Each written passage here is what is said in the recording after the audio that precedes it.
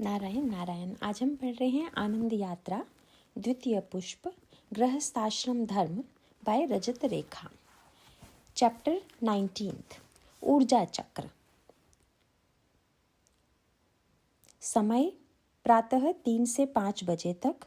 ऊर्जा का स्थान फेफड़े। शारीरिक क्रिया प्राणायाम, श्वसन या व्यायाम, भ्रमण। उपयोगिता स्वस्थ फेफड़े, शरीर और बुद्धि में स्फूर्ता व क्रियाशीलता।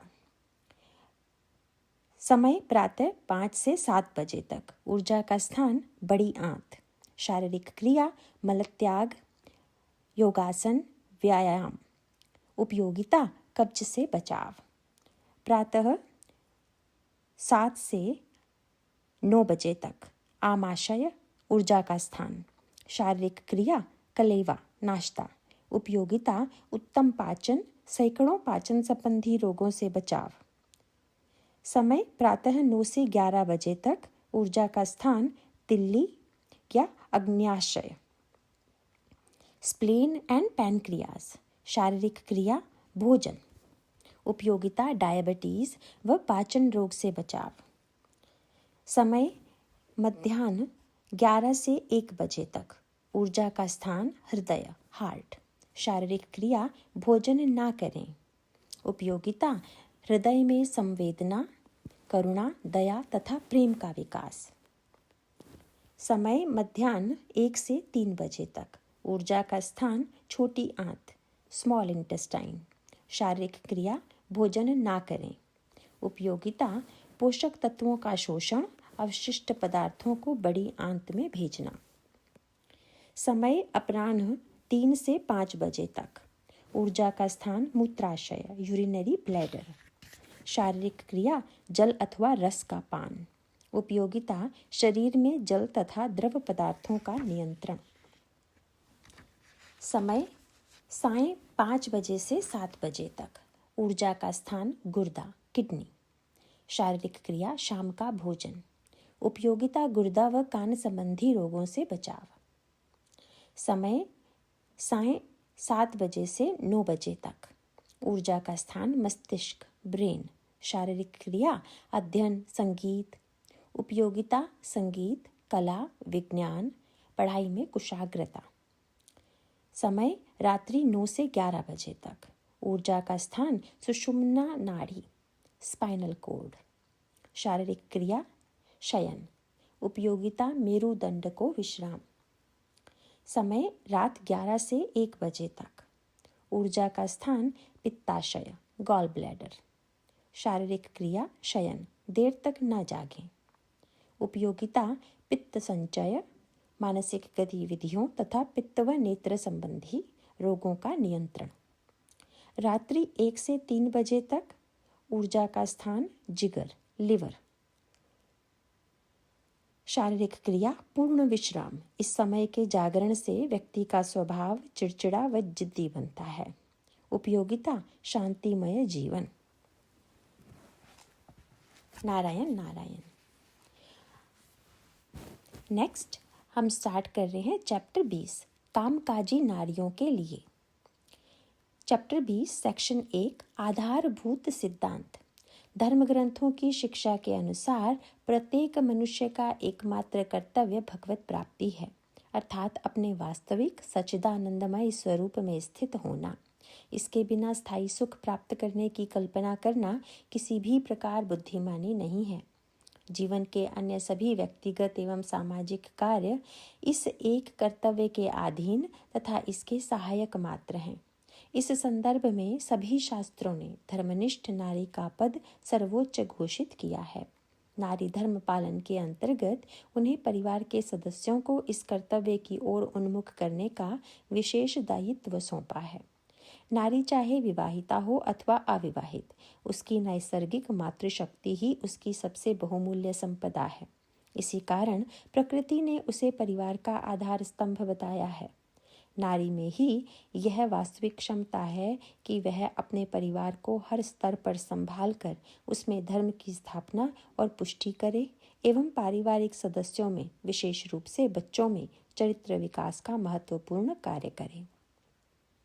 नारी के इस स्वधर्म पालन और उसकी मातृशक्ति पर ही अन्य सभी सदस्यों की भगवत प्राप्ति निर्भर है और इसी महान कार्य के लिए परमात्मा ने विशेष रूप से नारी की रचना की है। यह दायित्व केवल विवाहित नारियों का ही नहीं अपितु अविवाहित नारियों का भी है कि वे अपने परिवार के सदस्यों को भगवत प्राप्ति के लक्ष्य की ओर प्रेरित करें। इस विषय में विस्तृत जानकारी के लिए देखें इसी पुस्तक में प्रस्तुत लेख संख्या 14 अविवाहित सदस्यों के लिए गृहस्थ धर्म। इससे स्पष्ट होगा कि अविवाहित नारी के लिए भी यह अत्यंत आवश्यक है कि वह अपनी नैसर्गिक मातृशक्ति को संरक्षित रखकर उसे विकसित करे और घर में धर्म स्थापना की योग्यता शीघ्र अर्जित करे। इस उद्देश्य की पूर्ति को ध्यान में रखते हुए अविवाहित नारियों के लिए भी इस लेख में प्रस्तुत बिंदुओं को अपने जीवन में धारण करना श्रेयस्कर है। नारी की मातृशक्ति को संरक्षित रखने के लिए एवं धर्म स्थापना के उपरोक्त उद्देश्य की पूर्ति के लिए गृहस्थ में रहने वाली प्रत्येक नारी के लिए शास्त्रों का स्पष्ट आदेश है कि गृह स्वामिनी बनकर इन सभी दायित्वों का निर्वाह पूर्ण मनोयोग से करना ही उसका एकमात्र धर्म है। यही कारण है कि पुरुषों के लिए जो कार्य अनिवार्य रखे गए हैं उनसे नारी को मुक्त रखा गया है। उदाहरणार्थ यज्ञ, दान, तप, वेदों का अध्ययन आदि में पुरुषों का अधिकार बताया गया है। अधिकार का अर्थ स्वत्व नहीं है अपितु अनिवार्य कर्तव्य है। उपरोक्त कार्य ऐसे अनिवार्य कर्तव्य हैं जिनका निर्वाह यदि पुरुष नहीं करता तो वह अपने धर्म से च्युत समझा जाकर महान अनर्थ का भागी बनता है। किंतु नारी के लिए इस प्रकार के कर्म अनिवार्य नहीं हैं अपितु वैकल्पिक हैं। कारण यह है कि शास्त्रोक्त रीति से नारी धर्म पालन करने पर स्त्रियों को वही परम गति प्राप्त होती है जिसके लिए पुरुषों को अथक परिश्रम से आजीवन यज्ञ, वेदाध्ययन आदि करने पड़ते हैं। दुर्भाग्य से इन सब अधिकारों को भ्रमवश आदर सूचक समझते हुए यह त्रुटिपूर्ण धारणा फैल गई कि नारी को शास्त्रों से वंचित रखा गया है। वास्तव में नारी धर्म पालन के ये अंग इतने सशक्त हैं कि इनका निर्वाह केवल नारी ही कर सकती है और यह उसकी भगवत प्राप्ति का स्वतंत्र साधन भी है। इसके विपरीत यदि नारी अपनी शक्ति का विभाजन करके आधुनिक परिवेश के अनुसार घर से बाहर जाकर दिन भर नौकरी करती है तो ऐसा करने से उसके स्वाभाविक शास्त्रोक्त कर्तव्य की अवहेलना न चाहते हुए भी निश्चित रूप से हो ही जाती है। शास्त्र के अनुसार किसी भी कर्तव्य की अवहेलना अधर्म ही है। इस अवहेलना का कुप्रभाव नारी के कोमल मन और व्यक्तित्व तथा परिवार के अन्य सदस्यों पर तो पड़ता ही है, व्यापक स्तर पर पूरा समाज भी इससे प्रभावित होता है। ऐसे में शास्त्रों में वर्णित नारी धर्म पालन के विभिन्न अंगों के विषय में कामकाजी नारियों के मन में यह स्वाभाविक प्रश्न उठ सकते हैं, उनके द्वारा नारी धर्म पालन का पूर्ण निर्वाह कैसे किया जा सकता है। नौकरी करते हुए वे वास्तविक कल्याण और अखंड आनंद की ओर कैसे बढ़ सकती हैं। इसी उद्देश्य से इस लेख में कामकाजी नारियों के लिए कुछ विचारणीय बिंदु विस्तार में प्रस्तुत किए गए हैं। यदि किसी आपातकालीन परिस्थिति के कारण कोई नारी नौकरी करने के लिए विवश है तो उसके लिए भी कुछ विशेष बिंदु इसी लेख के उत्तर 10 में प्रस्तुत किए गए हैं। आश्वासन और हर्ष की बात यह है कि वर्तमान में भगवान की शरण लेकर स्वधर्म पालन की ओर प्रभावी कदम उठाने से करुणामय प्रभु अत्यंत प्रेम से आगे का मार्ग सुगम बना देते हैं। साथ ही पूर्व में किए गए अधर्म के फल से भी वे सुखपूर्वक रीति से मुक्त कर देते हैं। गीता चैप्टर 9 श्लोक 30 तथा चैप्टर 18 श्लोक 66। आधुनिक युग में अनेक नारियां अपनी गृहस्थी परिवार संभालने के साथ साथ सांसारिक नौकरी का कार्यभार भी वहन करती है। यह कार्य या तो पारिवारिक सदस्यों के आग्रह से होता है अथवा नारी की अपनी स्वेच्छा से। इससे उन्हें अपनी शिक्षा का सदुपयोग करके समाज के लिए उपयोगी बनने का संतोष प्राप्त होता है। नौकरी करके बुद्धि एवं व्यक्तित्व का विकास होता दिखता है और इस योग्यता के कारण उन्हें समाज एवं परिवार से मान सम्मान भी प्राप्त होता है। साथ ही आर्थिक दृष्टि से नौकरी करना जीवन निर्वाह के लिए आवश्यक भी समझा जाता है, जिससे परिवार को हर क्षेत्र में उत्तम स्तर की सुख सुविधाएं प्राप्त हों। आर्थिक स्वावलंबन से नारी के मन में अपने आत्मसम्मान को सुरक्षित रखने का संतोष भी बना रहता है। नौकरी करने के ये सभी लाभ धर्मानुकूल प्रतीत होते हैं और नौकरी न करके पूर्ण रूप से घर गृहस्थी की संभाल में ही अपने समय व शक्ति को लगाना यह घाटे का सौदा प्रतीत होता है। इसी कारण नारी धर्म के विषय ऐसा करने पर नारी धर्म के विषय में शास्त्रों की शिक्षा को अव्यावहारिक या दकियानुसी घोषित करके उसे त्याग दिया जाता है, या फिर यह आक्षेप किया जाता है कि ये सभी सिद्धांत केवल नारियों के विकास को अवरुद्ध कर उनके शोषण के लिए ही रचे गए हैं। दुर्भाग्यवश यह सत्य भी है कि शास्त्र के सिद्धांतों के विपरीत अर्थ निकालकर अनेक क्षेत्रों में नारियों का दमन शोषण किया गया है, किंतु इस दुरुपयोग का यह तात्पर्य नहीं है कि वे सिद्धांत ही अपने में दोषयुक्त हैं। वास्तविकता तो यह है कि प्रायः नौकरी को नारी स्वातंत्र्य और नारी सम्मान का रमणीक नाम देकर अत्यंत दूषित मनोवृत्ति से उनके भोलेपन का अनुचित लाभ उठाया जाता है। उनका यह शोषण जिस रीति से किया जा रहा है उसे विचार कर हृदय कांप उठता है। इसका प्रमाण उन कार्यालयों में जाकर वेतन वितरण के दिन उनके पुरुष अभिभावकों की भीड़ देखकर किया जा सकता है, जहां नारियों के महीने भर की कमाई को उनके पुरुष अभिभावक बटोर कर ले जाते हैं। यहाँ यह पुनः स्मरणीय है कि धर्म ग्रंथों की शिक्षा का उद्देश्य केवल यही है कि प्रत्येक मनुष्य को अपने जीवन के परम आनंदमय लक्ष्य भगवत प्राप्ति तक पहुँचने की विधि बताई जाए। जो मनुष्य भगवान पर विश्वास करके तथा धर्मशास्त्रों को उन्हीं की वाणी और साक्षात आज्ञा मानकर उसके आधार पर अपना वास्तविक स्थायी कल्याण करना चाहता है, उसी के लिए यह शिक्षा उपयोगी है। अतः कामकाजी नारियों एवं उनके स्वजनों से विनम्र निवेदन है कि सर्वप्रथम वे अपनी दृष्टि इस तथ्य पर केंद्रित करें कि मनुष्य का वास्तविक कल्याण इसी में है कि वह इस जन्म में ही भगवत प्राप्ति कर ले। इसी लक्ष्य को प्राप्त करने पर उसके जीवन में स्थायी आनंद का प्रवेश संभव है।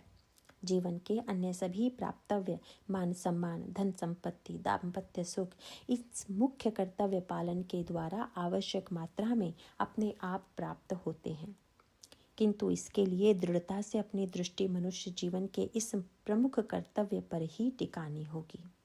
यदि भगवान एवं धर्मशास्त्रों में वर्णित उनकी आज्ञा पर विश्वास न हो अथवा सामाजिक मान्यता के अनुसार सांसारिक सुख सुविधाएं एवं मान सम्मान की प्राप्ति को ही मनुष्य जीवन का लक्ष्य समझा जाए, तब तो शास्त्रोक्त सिद्धांत अव्यावहारिक और त्याज्य ही प्रतीत होंगे।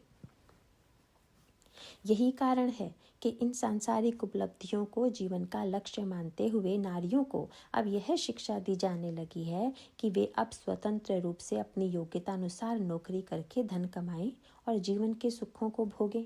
भले ही इससे परिवार टूटते चले जाएं और विवाह विच्छेद की संख्या में दिनों दिन वृद्धि होती जाए, परंतु वास्तव में यह कोमल नारी स्वभाव का भयानक शोषण ही है। इसीलिए कामकाजी नारियों के लिए कल्याण मार्ग पर बढ़ने के लिए प्रथम चरण है भगवान के प्रेम, उनकी सुहृदता एवं उनकी आज्ञा पालन में पूर्ण विश्वास और इसी जन्म में भगवत प्राप्ति के लक्ष्य तक पहुँचने का दृढ़ निश्चय। प्रश्न 1। इस प्रथम चरण के बाद धर्म पालन एवं कल्याण प्राप्ति की ओर बढ़ने के लिए अगले चरण क्या होने चाहिए? क्या इसके लिए तुरंत नौकरी छोड़ देना अनिवार्य है? उत्तर: नौकरी के विषय में इस प्रकार के महत्वपूर्ण निर्णय को जल्दबाजी में लेना कदापि श्रेयस्कर नहीं है। कारण यह है कि यदि क्षणिक भावुकता में आकर नौकरी छोड़ दी, तब भी उसकी आसक्ति और उसके प्रति महत्व बुद्धि मन में अंकित रहते हैं। साथ ही नौकरी छोड़ने के बाद यदि मन में अपने समय और सामर्थ्य के सदुपयोग की अधूरी जानकारी रही या फिर आर्थिक हानि और योगक्षेम की चिंता बनी रही, तो जीवन में अशांति और अश्रद्धा के प्रवेश में देर नहीं लगती। इसीलिए निर्णय लेने से पूर्व उसके विभिन्न पक्षों का भली प्रकार अध्ययन करके मन में उसके आधारभूत सिद्धांतों को दृढ़ करना चाहिए। जब स्वधर्म पालन के विषय में मन पूर्ण रूप से निश्चिंत, आश्वस्त और उत्साहित हो जाए, तब भगवान के उस अवसर और सामर्थ्य की प्रार्थना करनी चाहिए। ऐसा करने पर वे अपने आप ही सही समय पर उपयुक्त परिस्थिति का निर्माण कर देंगे, जिससे स्वधर्म पालन का पूर्ण निर्वाह बिना किसी संशय के हो सके। इस दृष्टि से कामकाजी नारियां निम्नांकित चरणों द्वारा शास्त्रोक्त स्वधर्म पालन की योग्यता अर्जित कर सकती हैं। पाठकों की सुविधा के लिए प्रत्येक चरण के साथ कोष्टक में यह भी संकेत दिया गया है कि उससे संबंधित विस्तृत मार्गदर्शन इस लेख के किन प्रश्नों के अंतर्गत प्रस्तुत है। पहला चरण, भगवान में विश्वास एवं धर्म ग्रंथों में वर्णित उनकी आज्ञा के पालन में श्रद्धा। इसी जन्म में भगवत प्राप्ति के लक्ष्य तक पहुँचने का निश्चय। इस लक्ष्य की पूर्ति एवं स्वधर्म पालन के लिए भगवान का आश्रय। प्रश्न 2 देखें। दूसरा चरण, यह जानना कि नारी का वास्तविक धर्म और कर्तव्य क्या है। घर पर उसे अपने समय का सदुपयोग किस प्रकार करना चाहिए। प्रश्न 3 से 5 देखें। तीसरा चरण, यह जानना कि इस कर्तव्य की अवहेलना के क्या दुष्परिणाम होते हैं। प्रश्न 6 देखें। चौथा चरण, यह जानना कि कर्तव्य पालन से क्या लाभ होगा और ऐसे में भगवान की ओर से संपूर्ण सुरक्षा एवं सभी आवश्यकताओं की पूर्ति कैसे होती है। प्रश्न 7 से 9 देखें। पांचवा चरण, नौकरी करते हुए नारी धर्म के कुछ अंगों का अभ्यास आरंभ करना। प्रश्न 9 से 11 देखें। छठवां चरण, भगवान से प्रार्थना करना कि पूर्ण रूप से धर्म पालन हो सके। इसके लिए वे ही कृपा करके शीघ्रातिशीघ्र अनुकूल परिस्थिति का निर्माण करें। प्रश्न 12-13 देखें। नाउ चैप्टर 20 सेक्शन 2, पहले से तीसरा चरण। प्रश्न 2, पहले चरण में वर्णित अंगों को जीवन में धारण कैसे करें। उत्तर, इस चरण का प्रारंभिक निरूपण इसी लेख में प्रश्न 1 से पूर्व की भूमिका में उल्लिखित है। सर्वप्रथम तो इस विषय से संबंधित सिद्धांत पक्ष को और भी दृढ़ करने के लिए आनंद यात्रा प्रथम पुष्प के लेख 1 सेक्शन 1 से 5 तक का अध्ययन लाभदायक सिद्ध होगा। मूल रूप से मन में यह विश्वास दृढ़ करना होगा कि जिस परम पिता परमात्मा ने हमारे परिवार का और सारे ब्रह्मांड का निर्माण किया है और जो अनादिकाल से संसार के सभी भूत प्राणियों का जीवन निर्वाह प्रेम पूर्वक करते आ रहे हैं, उनकी बात मानने में ही बुद्धिमानी है। उनके बताए मार्ग पर चलने से ही वास्तविक अखंड आनंद की प्राप्ति हो सकती है। समस्त ब्रह्मांड का ऐश्वर्य उनमें समाया है। जो मनुष्य उनकी आज्ञा पालन करना चाहे, भगवान उसकी आवश्यक कामनाओं की पूर्ति करके उसे धर्म के पथ पर प्रोत्साहित करने के लिए हर प्रकार की सुविधा व अनुकूलता प्रदान करते हैं। इसलिए यदि भगवत प्राप्ति का लक्ष्य स्पष्ट हो, अर्थात यदि जीवन के हर पल में परम आनंद का अनुभव करने की इच्छा हो, तो उसका एकमात्र उपाय यही है कि हम भगवान की आज्ञा का पालन पूर्ण श्रद्धा, उत्साह और प्रेम से करें। भगवान की आज्ञा पालन करने के लिए सबसे पहले उन आज्ञाओं को जानने की चेष्टा करनी चाहिए। साथ ही दैनिक जीवन में अपने आचरण और विचारों को उन आज्ञाओं के अनुरूप ढालने की सक्रिय चेष्टा करनी चाहिए। इसके लिए नियमित रूप से धर्म ग्रंथों का स्वाध्याय, भगवान नाम का जप, भगवत चिंतन, अग्निहोत्र तथा सत्संग का सेवन करना अत्यावश्यक है। इन्हीं को दृढ़ करने से प्रथम चरण में वर्णित भाव जीवन में धारण हो सकेंगे। इन साधनाओं के विषय में विस्तृत मार्गदर्शन के लिए देखें इसी पुस्तक में लेख संख्या 5 साधन समीक्षा। इस प्रकार दैनिक जीवन में साधन की पृष्ठभूमि को दृढ़ करने पर ही अन्य चरणों को धारण करने में निष्ठा, उत्साह और तत्परता संभव होंगे। प्रश्न 3, उपरोक्त विधि से नींव पक्की करने के पश्चात दूसरे चरण में नारी को अपने वास्तविक धर्म और कर्तव्य के विषय में किन बिंदुओं पर विचार करना चाहिए। उत्तर, आधुनिक समाज में यही मान्यता व्याप्त है कि नारी के समय, शिक्षा और सामर्थ्य का वास्तविक सदुपयोग नौकरी करने पर ही होता है। यह भी माना जाता है कि घर गृहस्थी संभालना कोई विशेष महत्व का काम नहीं है। केवल गृहिणी बनकर रहना तो उन नारियों के लिए उपयुक्त माना जाता है जो अशिक्षित हैं, समाज में उपयोगी बनने में असमर्थ हैं या फिर किसी व्यक्तिगत विवशता के कारण नौकरी नहीं कर पाती। कुछ लोगों का यह भी कहना है कि धर्म के नाम पर नारी को नौकरी न करने के लिए कहना तो उसे गृहस्थी की बेड़ी में बांधने का एक षड्यंत्र है। इसका उद्देश्य यह समझा जाता है कि नारी का विकास अवरुद्ध रहे और समाज के सभी महत्वपूर्ण क्षेत्रों पर पुरुषों का ही आधिपत्य बना रहे।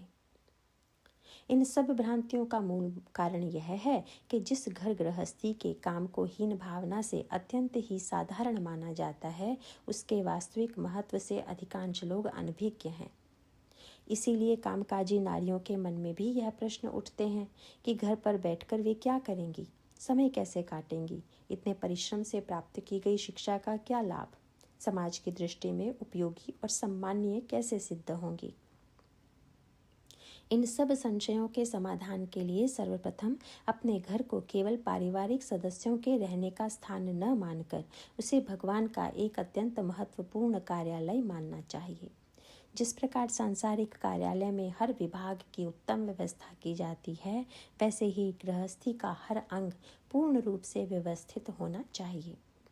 इसी प्रकार जैसे सांसारिक नौकरी करके समाज के लिए उपयोगी बनने का संतोष प्राप्त होता है, वैसे ही गृहस्थ धर्म पालन द्वारा सारे समाज की पुष्टि और सेवा तथा सृष्टि के संचालन में योगदान कैसे होता है, इस विज्ञान का भली प्रकार अध्ययन अवश्य करना चाहिए। जब किसी बड़े प्रतिष्ठित कार्यालय में नौकरी प्राप्त होती है, तब मनुष्य का स्वाभिमान एवं समाज में सम्मान दोनों में वृद्धि होती है। अब सोचें कि अखिल ब्रह्मांड के स्वामी परम पिता परमात्मा के गृहस्थ रूपी कार्यालय में नौकरी करने पर स्वाभिमान और सम्मान किन ऊंचाइयों तक पहुंचेंगे। ये सभी भाव कोरी भावुकता नहीं है, अपितु अकाट्य सत्य हैं और वर्तमान युग में कई धर्मनिष्ठ गृहिणियों ने इस स्वाभिमान और सम्मान का साक्षात अनुभव किया है। किंतु यह भाव धारण तभी होंगे जब गृहस्थोचित नारी धर्म के प्रति मन में यह दृढ़ता हो कि यह भगवान का अपना अत्यंत प्रिय कार्य है, इसलिए किसी भी सांसारिक नौकरी से बढ़कर मूल्यवान और महत्वपूर्ण है। इस पृष्ठभूमि के आधार पर ही नारी धर्म के विभिन्न अंगों का अध्ययन करना लाभदायक होगा। इसी संकलन के लेख संख्या 17 नारी धर्म के अंतर्गत संक्षिप्त रूप से वर्णन किया गया है कि ये विभिन्न अंग क्या क्या हैं। सार रूप में नारी धर्म के निम्नलिखित आधार हैं। क.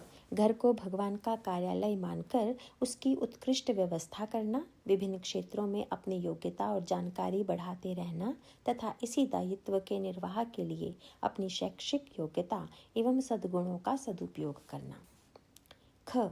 घर रूपी कार्यालय द्वारा भगवान के प्रिय कार्य में योगदान देना। इसके अंतर्गत घर में धर्म की स्थापना और पुष्टि अर्थात शास्त्र अध्ययन व अध्यापन तथा आध्यात्मिक साधन के विभिन्न अंगों की व्यवस्था करना। घर के प्रत्येक सदस्य को भगवत प्राप्ति के साधनों की ओर निरंतर प्रेरित करना। उनकी अत्यंत व्यस्त दिनचर्या को व्यवस्थित करके साधन के लिए समय निकालने में सहायता करना और साथ ही घर को समाज में भक्ति मिश्रित कर्मयोग के प्रचार का सशक्त केंद्र बनाना। ग. अपनी संतान तथा संपर्क में आने वाले घनिष्ठ परिवारों के बच्चों को भक्त बनाना, जिससे एक भक्त समाज के निर्माण का महान कार्य संपन्न हो। घ. गृहस्थ धर्म पालन को इसी उत्तम भाव से करना कि गृहस्थ आश्रम ही समाज की नींव और अन्य तीनों आश्रमों का आधार है। अतः गृहस्थ धर्म पालन से संपूर्ण समाज की पुष्टि और संभाल स्वतः ही होती है। प्रश्न 4. नारी दिन भर घर पे बैठकर क्या करे, इसको स्पष्ट रूप से कैसे समझा जा सकता है। उत्तर. इसी पुस्तक में लेख संख्या 17 नारी धर्म तथा इसी लेख में उपरोक्त उत्तर 3 के बिंदु क से ग का भली प्रकार अध्ययन करने से यह स्पष्ट होगा कि अपनी परिस्थिति और सामर्थ्य के अनुसार धर्मनिष्ठ नारी को दिन के 24 घंटे में कई महत्वपूर्ण गतिविधियां सम्मिलित करनी पड़ती हैं। इनके कुछ संकेत बिंदु विवाहित अथवा अविवाहित दोनों ही श्रेणियों की नारियों की सुविधाओं के लिए अत्यंत संक्षिप्त रूप में इस प्रकार हैं। क. व्यक्तिगत तथा पारिवारिक साधन। नंबर 1. नियमित नाम जप, प्रतिदिन षोडशाक्षर मंत्र की 64 मालाओं का लक्ष्य। नंबर 2, भगवान के चिंतन का अभ्यास तथा दिन भर ठाकुर सेवा के विभिन्न अंगों का प्रीतिपूर्वक पालन। नंबर 3, श्रीमद् भगवद गीता, श्री रामचरितमानस, श्रीमद् भागवत महापुराण, महाभारत, भक्त चरित्र, संत साहित्य आदि का गहन अध्ययन तथा दैनिक जीवन में उन सिद्धांतों के उपयोग की विधि पर मनन। इसके लिए बुद्धि एकाग्र करके प्रतिदिन कम से कम 2-3 घंटे के लिए यह अध्ययन करना आवश्यक है। अध्ययन के अंतर्गत ग्रंथ के महत्वपूर्ण वाक्यों को रेखांकित करके अलग पुस्तिका में उसकी टिप्पणियां और संकेत बिंदु लिखने चाहिए। ठीक वैसे ही जैसे विद्यार्थी अपने पाठ्यक्रम की पुस्तकों का अध्ययन करते हैं। ऐसा करने पर ही यह योग्यता अर्जित होगी कि जीवन की प्रत्येक परिस्थिति का शास्त्रोक्त समाधान शीघ्रता और स्पष्टता से स्मरण आए।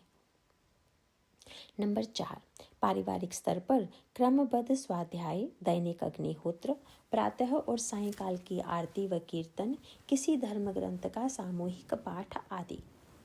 नंबर 5, आध्यात्मिक गोष्ठी, उत्सवों आदि का शास्त्रोक्त आयोजन। ख, भगवान का कार्यालय समझकर घर की उत्कृष्ट व्यवस्था। नंबर 1, सभी सदस्यों को नियमित समय सारणी का पालन करने में सहयोग। नंबर 2, घर की सम्यक संभाल में उपकरणों का रखरखाव, हर वस्तु, उपकरण, वस्त्र, पुस्तकें, खाद्य सामग्री आदि को स्वच्छ रखना तथा यथोचित स्थान पर रखना। घर की वस्तुओं की विस्तृत सूची बनाकर उसका नियमित अवलोकन करना, जिससे उनके सदुपयोग में सभी को सुविधा हो। नंबर 3, सभी सदस्यों तथा सेवकों के व्यक्तिगत समस्याओं का शास्त्रोक्त समाधान, उनके कर्तव्य पालन में कठिनाई का निदान, उनमें भगवत भक्ति का प्रचार और इस प्रकार एक भक्त समाज के निर्माण में अपना महत्वपूर्ण योगदान देना। नंबर 4, सबके स्वास्थ्य के निरीक्षण के अंतर्गत दिनचर्या में नियमित व्यायाम सुनियोजित करना। प्राथमिक उपचार तथा आयुर्वेद, होम्योपैथी आदि का व्यवहारिक ज्ञान, समय समय पर स्वास्थ्य जांच एवं उपचार का ध्यान रखना आदि। नंबर 5, सबके लिए उपयुक्त, पौष्टिक, स्वादिष्ट भोजन की व्यवस्था। भोजन में भगवत प्रेम का भाव डालकर तथा ठाकुर जी को भोग लगाकर प्रसाद रूप में सबको निर्धारित समय पर परोसना। नंबर 6, घर की आर्थिक व्यवस्था का निरीक्षण तथा स्वधर्म पालन के लिए प्राप्त धन का सावधानी से उपयोग करना। नियमित रूप से आय व्यय का लेखा जोखा रखना। नंबर 7, घर पर आने वाले अतिथियों के सत्कार की पूर्ण व्यवस्था सुनियोजित करना। ग, बच्चों का शास्त्रोक्त लालन पालन। नंबर 1, अपने परिवार अथवा घनिष्ठ मित्रों या घर के सेवकों के बच्चों में भक्ति का विकास। नंबर 2, उनके शारीरिक एवं मानसिक स्वास्थ्य को पुष्ट करने की सतत चेष्टा। नंबर 3, उनके दैनिक जीवन में शास्त्र के सिद्धांत, भक्त के लक्षण, दैवी संपदा के गुण, साधन के विभिन्न अंग आदि की उपयोगिता समझाना। इस ओर उनकी रुचि बढ़ाने के लिए नई नई युक्तियां अपनाना। वर्तमान के भोगवादी परिवेश में कुसंग, पाप, स्वार्थ, लोभ, अहंकार, क्रोध, असत्य, प्रमाद आदि से बचाए रखना। अनुशासित धर्मनिष्ठ जीवन शैली की ओर प्रेरित करना। नंबर 4, समाज में कर्मयोग का आदर्श प्रस्तुत करने के लिए उनकी पढ़ाई में एकाग्रता तथा अन्य अभिरुचियों में दक्षता विकसित करना। घ, स्वधर्म पालन के विभिन्न क्षेत्रों में अपनी योग्यता को निरंतर बढ़ाना। नंबर 1, स्वाध्याय द्वारा निरंतर सीखना कि धर्म ग्रंथों एवं संतों के अनुसार विभिन्न परिस्थितियों में शास्त्रोक्त आचरण और मर्यादा क्या है तथा किस भाषा में किन उदाहरणों या युक्तियों द्वारा ये सिद्धांत समझाए जा सकते हैं। नंबर 2, घर के धर्मनिष्ठ अनुभवी बड़ों से नारी धर्म पालन तथा गृहस्थ धर्म पालन के विभिन्न अंगों की शिक्षा ग्रहण करना तथा उसका सतत अभ्यास करते हुए उन बड़ों से अपनी त्रुटियों को सुधारने की युक्तियां पूछना। नंबर 3, इंटरनेट, समाचार पत्रों अथवा अन्य पुस्तिकाओं से स्वधर्म पालन के विभिन्न विज्ञानों की जानकारी बढ़ाते रहना। उदाहरणार्थ स्वास्थ्य, पाक विद्या, श्रृंगार, संगीत, बागवानी, घर के उपकरणों के रख रखाव, बच्चों की पढ़ाई से संबंधित विभिन्न विषय, घर की वित्तीय व्यवस्था आदि। नंबर 4, अपनी अभिरुचि का विकास करके भगवत सेवा तथा धर्म पालन में उसकी उपयोगिता बढ़ाना। उदाहरणार्थ, शास्त्रीय गायन वादन का अभ्यास, चित्रकारी, लेखन अथवा किसी विज्ञान का सक्रिय अभ्यास। विस्तार भय के कारण केवल कुछ ही बिंदुओं का संकेत प्रस्तुत किया गया है। इनके विषय में उपयुक्त स्वाध्याय, सत्संग तथा सक्रिय अभ्यास से ही यह स्पष्ट होगा कि दिनचर्या में इनको सम्मिलित करने का क्या महत्व है तथा इनके लिए कितना समय प्राप्त है। इस विषय में इसी पुस्तक के लेख संख्या 18 नारी दिनचर्या का अध्ययन भी लाभदायक होगा।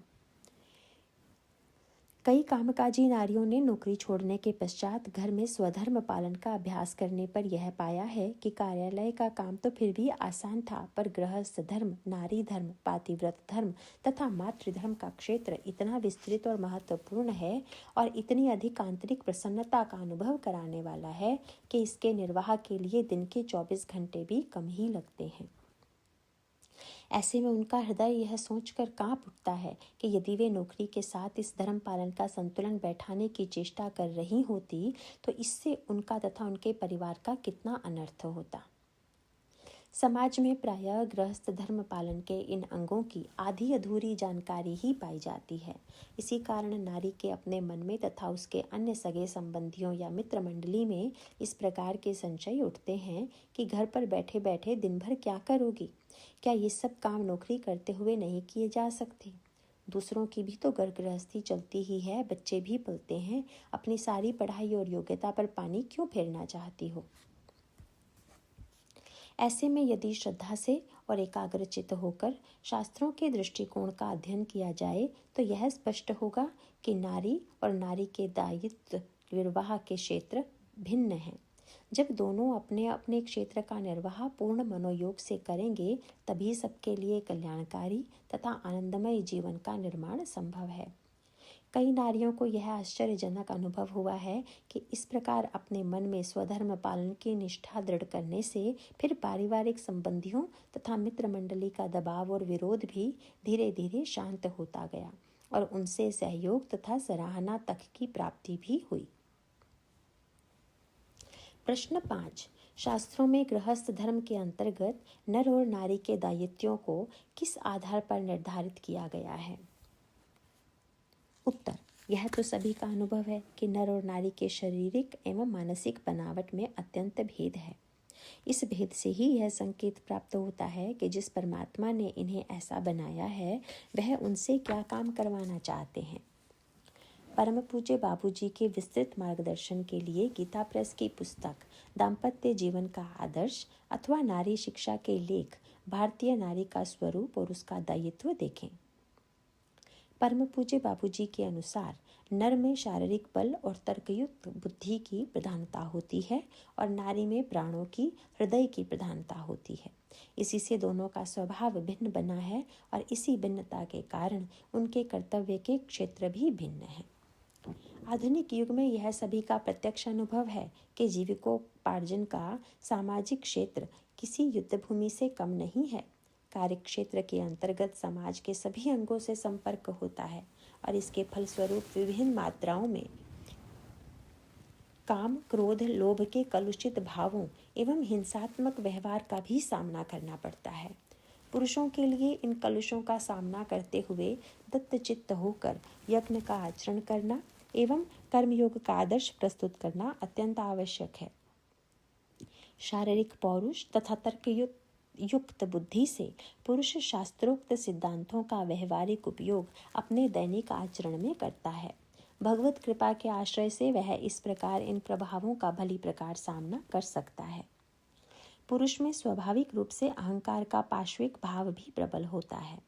इस अहंकार को शास्त्रीय सिद्धांतों के नियंत्रण में रखकर भगवान की सेवा के लिए एक मूल्यवान शस्त्र के रूप में उपयोग किया जा सकता है। अतः पुरुष के कल्याण के लिए निर्धारित मार्ग यही है कि वह संसार के रूप में अभिव्यक्त आसुरी शक्तियों का सामना करते हुए अपने हृदय के आसुरी भावों और कठोरता को निर्बल बनाने की सतत चेष्टा करे। इसके विपरीत नारी के शरीर और स्वभाव दोनों में ही कोमलता और प्रेम की शक्ति नैसर्गिक रूप से विद्यमान है। अतः शुद्धिकरण के लिए उसे सांसारिक कठोरता से संघर्ष करने की आवश्यकता नहीं है। यदि नारी फिर भी नौकरी करे तो कार्यक्षेत्र के कलुषित वातावरण तथा पुरुषों के काम, क्रोध, लोभ, अहंकार प्रेरित व्यवहार का सामना करने के लिए नारी को भी इन अहंकार आदि भाव अपने व्यक्तित्व में अपनाने पड़ते हैं। कार्यालय आते जाते, यात्रा करते समय अथवा कार्यक्षेत्र में पुरुषों की काम दृष्टि और अवांछनीय चेष्टाओं से भी नारी को अपने आप को सुरक्षित रखना पड़ता है। इस प्रक्रिया में भी उसे अपने स्वभाव के विरुद्ध आक्रामक मर्दाना आचरण करना अंगीकार करना पड़ता है। नारी द्वारा अपनी स्वाभाविक कोमलता और निरअहंकारिता का यह त्याग एक अपराध है, क्योंकि वह स्वेच्छा से अपनी अमूल्य मातृशक्ति का हनन करती है। इससे परमपिता परमात्मा द्वारा निर्मित प्रकृति के कार्य में असंतुलन और अव्यवस्था छा जाते हैं। भगवान की स्पष्ट घोषणा है कि जो मनुष्य उनकी आज्ञा का उल्लंघन करके उनके द्वारा रचित सृष्टि चक्र के अनुकूल नहीं बरतता है, वह पापायु मनुष्य व्यर्थ ही जीता है, अर्थात उसका यह आचरण सभी को दुख देने वाला होता है। गीता चैप्टर 3 श्लोक 16। कई कामकाजी नारियां शास्त्र की इस चेतावनी को अपने जीवन में मूर्तिमान होता देख रही हैं। उनका यह दुखद अनुभव है कि कार्यक्षेत्र का यह विपरीत अभ्यास दीर्घ काल तक उन्हें सताता रहता है। नौकरी छोड़ने के कई वर्षों बाद तक भी उन्हें अहंकार युक्त विचार, वचन तथा आचरण से बचे रहने के लिए अपने ही साथ निरंतर संघर्ष करना पड़ता है। पूर्व के इस अभ्यास के कारण आज भी वे अपने पारिवारिक जीवन में नारी धर्म एवं पातिव्रत धर्म पालन की मर्यादाओं का बारंबार उल्लंघन कर बैठती हैं। ऐसा अहंकार युक्त आक्रामक आचरण करके नारी अपने ही लिए दुखदायी परिस्थितियों का निर्माण करती है। यह परिस्थिति शारीरिक रोग, क्लेशमय दाम्पत्य जीवन, बच्चों के साथ वैमनस्य, आर्थिक हानि, वृद्धावस्था में अकेलापन आदि के रूप में मूर्तिमान हो सकती है। इसलिए प्रत्येक स्त्री का यह परम कर्तव्य है कि वह ऐसा कोई भी कार्य न करे जिससे उसके मातृत्व और नारीत्व का ह्रास हो। नारी की निर्मलता और कोमलता इतने मूल्यवान हैं कि इनका भली प्रकार रक्षण करना, इनका आदर करना प्रत्येक पुरुष का प्रमुख दायित्व है। यह ध्यान रहे कि यह कोमलता किसी भी प्रकार से नारी की निर्बलता नहीं है, अपितु उसकी शक्ति ही है। धर्मनिष्ठ नारी अपने इस भावात्मक तथा मानसिक बल के कारण ही परिवार का आधार स्तंभ मानी जाती है। प्रत्येक नारी, चाहे वह बालिका हो चाहे युवती, उसमें दूसरों को संभालने की, पुष्ट करने की, प्रेम देने की मातृशक्ति विद्यमान है। इसी शक्ति के आधार पर पुरुष वर्ग में बल और वीरता का निर्माण होता है।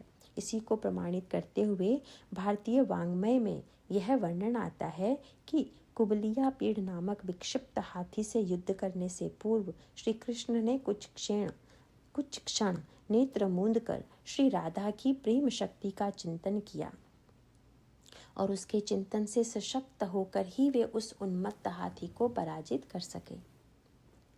नारी हृदय की इस शक्ति का आधार यही है कि उसमें दूसरों को प्रेम देने की, उनका हित चिंतन करने की, उनका कल्याण करने की और उनके लिए कष्ट वर्ण करने की असीम सामर्थ्य है। इसी सामर्थ्य के आधार पर भगवान ने केवल नारी को ही इस योग्य समझा है कि वह 9 महीने तक अपने गर्भ में जीव को धारण करके पुष्ट करे और फिर उसे जन्म दे। नारी के द्वारा गर्भधारण के दायित्व का यह महत्व है कि गर्भावस्था में जिन भावों को नारी धारण करती है, उसी के आधार पर उसकी संतान का स्वभाव निर्मित होता है। केवल इतना ही नहीं, जन्म के बाद बच्चों में चरित्र निर्माण की स्वाभाविक योग्यता मुख्यतः नारी में ही होती है। पुरुष केवल उसको सहयोग प्रदान कर सकता है। इन दायित्वों के निर्वाह के आधार पर ही एक भक्त समाज का निर्माण संभव है और यही नारी का सबसे महत्वपूर्ण योगदान एवं दायित्व है। इसी संकलन का लेख संख्या 22 भक्त संतान का निर्माण देखें। इन सभी दायित्वों का संकेत नारी के शारीरिक बनावट से भी प्राप्त है। सर्वप्रथम उसे ही गर्भाशय से युक्त किया गया है, जिससे वह शिशु को जन्म देती है। नारी का वक्षस्थल भक्ति व धर्म के संस्कारों का घनीभूत केंद्र है, जो स्थूल रूप में दुग्धपान के रूप में प्रवाहित होता है। जिस प्रकार माँ के दूध से शिशु का शरीर पुष्ट होता है, उसी प्रकार भक्ति व धर्म के संस्कारों से शिशु के चरित्र का निर्माण पोषण होता है। शिशु को जन्म देना और दुग्धपान द्वारा उसे सुसंस्कृत करना, ये दोनों ही कार्य इतने महत्वपूर्ण हैं कि भगवान ने इनका एकमात्र अधिकार नारी को ही दिया है। नारी के इस वात्सल्य भाव को सुरक्षित रखने के लिए यह आवश्यक है कि उसे अत्यंत आदर व प्रेम से ऐसे वातावरण में रखा जाए जहाँ उसके हृदय के कोमल भाव पुष्ट हो सकें। यह तभी संभव है जब वह धर्मनिष्ठ गृहस्थी के सुदृढ़ किले में रहकर अपने परिवार एवं समाज में शुभ संस्कारों का विस्तार करे। इस दृष्टि से नारी के कल्याण के लिए यही मार्ग निर्धारित है कि वह घरेलू वातावरण में लघु रूप में उठने वाली आसुरी प्रवृत्तियों को अपने प्रेम से निर्मल करे, गृहस्थी की उत्तम व्यवस्था करके अपने संपर्क में आने वाले समाज के सभी सदस्यों को भक्ति की प्रेरणा दे और अपनी संतान को आदर्श भक्त बनाए। व्यापक दृष्टि से देखा जाए तो वर्तमान में किए गए नारी धर्म पालन पर ही भविष्य में नारी की सुरक्षा अवलंबित है। कारण यह है कि वर्तमान के नारी एवं मातृधर्म पालन के फलस्वरूप चरित्रवान पुरुषों का निर्माण होगा, जो भविष्य में समाज का कल्याण भी कर सकें और नारियों को यथोचित आदर व प्रेम देने की परंपरा को पुष्ट कर सकें। इस प्रकार तन मन स्वभाव के आधार पर नर नारी के कर्तव्य और कार्यक्षेत्र की भिन्नता निर्धारित की गई है। नर और नारी को अपने दायित्व के विषय में निम्नांकित बिंदुओं पर ध्यान अवश्य देना चाहिए। क कोमलता व प्रेम के भाव केवल नारी में नहीं अपितु पुरुष में भी होते हैं, पर उनकी मात्रा और प्रयोजन भिन्न हैं। सर्वप्रथम तो पुरुष के बीज से ही संतान उत्पन्न होती है, इसीलिए पुरुष को भी अपने हृदय के कोमल भावों को यथासंभव विकसित करना चाहिए। नारी की प्रेम पूर्वक और आदर पूर्वक संभाल करना भी पुरुष का महत्वपूर्ण कर्तव्य है, जिसके लिए हृदय में कोमल भावों का होना परम आवश्यक है। भक्त संतान के लालन पालन में भी पुरुष को नारी की सहायता करनी चाहिए और इस कार्य में भी हृदय के प्रेम भाव का ही महत्व रहता है। अतः पुरुष के लिए कल्याणकारी यही है कि स्वाध्याय, सत्संग, जप तथा सांसारिक संपर्क के माध्यम से वह अपनी स्वाभाविक जड़ता को निर्मल करता रहे और अपनी चेतना को उत्कृष्ट, सूक्ष्म और कोमल भावों की ओर अग्रसर करे। ख नारियों को यह ध्यान रखना चाहिए कि भक्त को जन्म देने के दायित्व का व्यापक अर्थ क्या है। एक जन्म तो गर्भ से होता है और एक जन्म आध्यात्मिक स्तर पर होता है। अतः नारी का यह कर्तव्य है कि वह अपने मातृ प्रेम का लाभ केवल अपनी संतान तक ही सीमित ना रखे, अपने संपर्क में आने वाले सभी बच्चों को उनके माता पिता की सहमति से भक्ति के संस्कार देकर उनके आध्यात्मिक जन्म में योगदान देना भी नारी धर्म का परम आवश्यक अंग है। चाहे वे बच्चे अपने ही संयुक्त परिवार के हों अथवा घनिष्ठ स्वजन मित्रों के। अविवाहित नारियों के लिए भी इस प्रकार बच्चों के आध्यात्मिक जन्म में योगदान देने का विशेष महत्व है। प्रश्न 6। नारी के वास्तविक धर्म और कर्तव्य को भली प्रकार समझने के बाद तीसरे चरण के अंतर्गत इस धर्म पालन को न करने के किन दुष्परिणामों पर विचार करना चाहिए? उत्तर: सामान्य रूप से तो यही माना जाता है कि नौकरी करके धन अर्जित करने से नारी स्वावलंबी बनती है और अपने परिवार के पालन पोषण में अमूल्य योगदान दे पाती है। प्रत्येक कल्याणकामी नारी को सर्वप्रथम शास्त्रों में वर्णित उस विज्ञान का भली प्रकार अध्ययन करना चाहिए जिससे उसके और उसके परिवार का पालन पोषण वास्तव में होता है। भगवान प्रत्येक जीव के कल्याण की व्यवस्था अपनी प्रकृति द्वारा स्वयं ही करते हैं। संसार के सभी व्यक्ति, वस्तु, घटना, परिस्थिति तथा इस सृष्टि को संचालित करने वाली दिव्य शक्तियाँ जैसे सूर्य देवता, जल देवता, अग्नि देवता, प्राण देवता, धन ऐश्वर्य के देवता आदि सब भगवान की प्रकृति के अंतर्गत सम्मिलित हैं। प्रकृति स्वयं ही इन सब का नियंत्रण और संचालन भगवान की आज्ञा के अनुसार करती रहती है।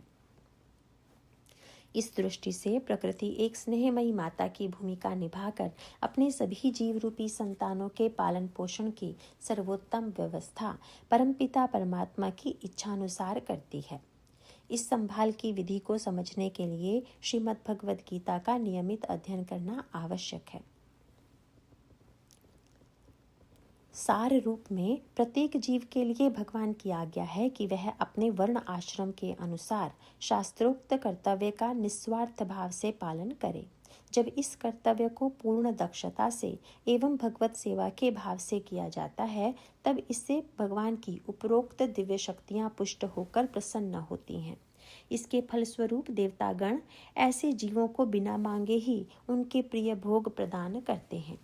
इस प्रकार निष्काम स्वधर्म पालन से कर्म योग का आचरण सिद्ध होता है, जिससे जीवन का हर अंग व्यवस्थित एवं सुखमय बन जाता है। गीता चैप्टर 3 श्लोक 10 से 13। अनन्य भाव से भगवान की उपासना सेवा करने वाले भक्तों के लिए उनका स्पष्ट आश्वासन है कि योगक्षेम का सारा भार वे स्वयं अपने कंधों पर वहन करेंगे। गीता चैप्टर 9 श्लोक 22। जब सर्वशक्तिमान परम सुहृद भगवान स्वयं ही योगक्षेम का भार वहन करेंगे, तब उनकी ओर से उनके प्रिय सेवक को कितने उत्तम स्तर की व्यवस्था और सुविधा प्राप्त होगी, इसका वर्णन कौन कर सकता है। इसके विपरीत यदि कोई व्यक्ति प्रकृति द्वारा प्रदान की गई सुविधाओं का उपयोग अपनी व्यक्तिगत रुचि के अनुसार करता है, परंतु उस प्रकृति को पुष्ट करने के लिए सृष्टि चक्र के अनुसार कर्तव्य पालन नहीं करता है, तो उसका यह स्वार्थ प्रेरित आचरण चोरी की श्रेणी में आता है।